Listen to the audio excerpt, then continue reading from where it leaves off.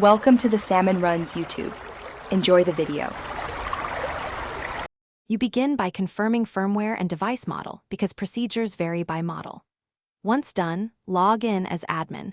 This grants card enrollment rights and avoids errors. Make sure the card type matches the reader, MIFARE versus M, and have it ready.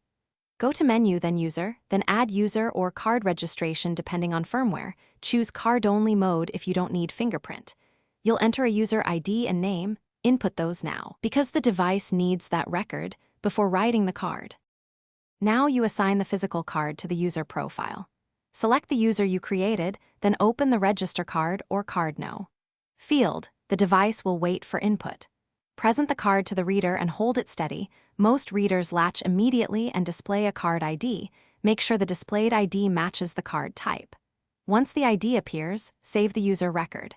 If you manage many users, repeat sequentially to avoid duplicate ID, and document the mapping for future audits. Finish by testing the newly added card. Swipe it at the terminal and watch for the green confirmation or success message. Then verify the check-in or checkout appears in logs. Once confirmed, sync the device with your management software or export via USB/Ethernet so central records update.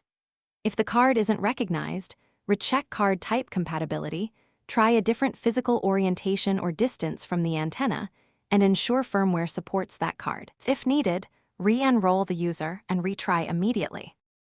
Thanks for watching. Consider subscribing if we helped you.